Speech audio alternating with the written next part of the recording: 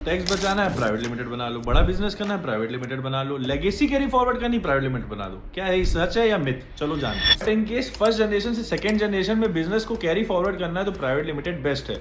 आज आप हो, कल नहीं हो, कल आपका बेटा कैरी फॉरवर्ड कर सकता है बिजनेस, बस प्रोप्राइटरशिप में ये चीज आप कैरी फॉरवर्ड नहीं कर सकते हो। मान के चलते प्राइवेट लिमिटेड में आप 50 लाख रुपए कमाते हो, डायरेक्टर उसमें सैलरी ले लेगा, एक्सपेंसेस के बाद 20 लाख रुपए, ठीक। उसके बाद वो 20 लाख रुपए उसकी पर्सनल इनकम बन के इंडिविजुअल टैक्स स्लैब के साथ उसमें टैक्स कट जाएगा।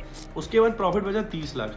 30 लाख में कंपनी में 25% के हिसाब से 7.5 लाख रुपए का टैक्स आएगा। बट अगर वो पार्टनरशिप फर्म है तो भाई सीधे सीधे 30% तुम्हें टैक्स देना है। मतलब इस केस में प्राइवेट लिमिटेड ज्यादा बढ़िया होगी। इन केस प्रोप्राइटरशिप है तो भाई 33% देना है तुम्हें, तो इससे बढ़िया प्राइवेट लिमिटेड हो गई। बट असली ट्विस्ट तो अब चालू होगा। 7.5 के टैक्स देने के बाद तुम्हारे पास 22.5 लाख रुपए बचे। इन केस तुम्हें वो 22.5 लाख रुपए निकाले तो तुम डिविडेंड के फॉर्म पे निकाल सकते हो। बट अगर डिविडेंड के फॉर्म में निकाला तो वो फिर से टैक्स स्लैब में आ जाएंगे और आपको उस पर टैक्स देना पड़ेगा। मतलब सरकार ये चाहती है कि टैक्स देने के बाद जितना भी पैसा बचता है उसको री इन्वेस्ट कर दो धंधे में। अगर वो निकाला फिर से तो तुम्हें फिर से टैक्स देना पड़ेगा।